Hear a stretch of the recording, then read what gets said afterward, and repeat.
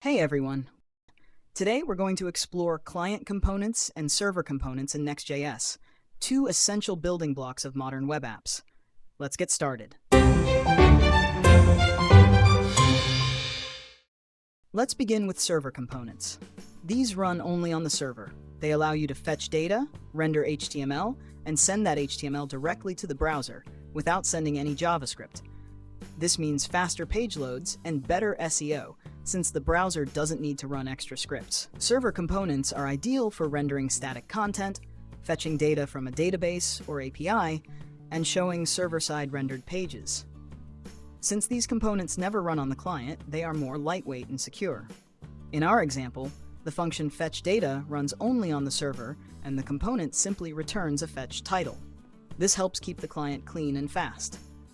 In a real case, that fetchData function would include logic to get data from an external source like an API or a database.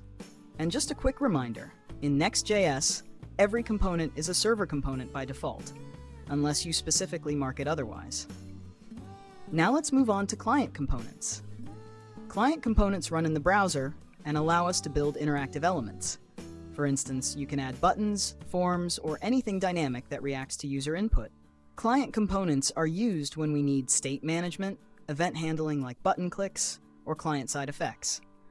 They come bundled with JavaScript and execute entirely in the user's browser.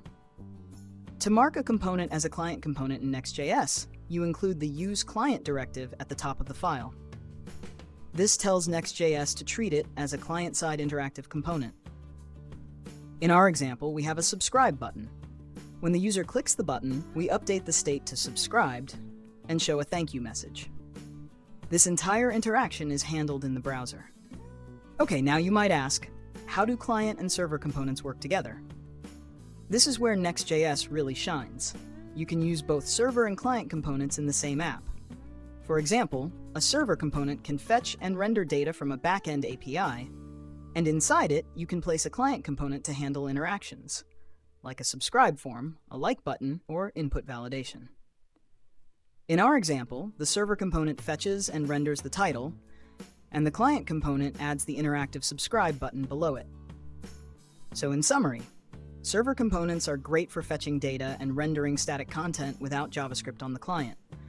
Client components provide interactivity by running JavaScript in the browser to handle events, state, and user input. Together, they help you build apps that are fast, dynamic, and interactive. Thanks for watching. If you found this helpful, don't forget to like and subscribe. See you in the next video.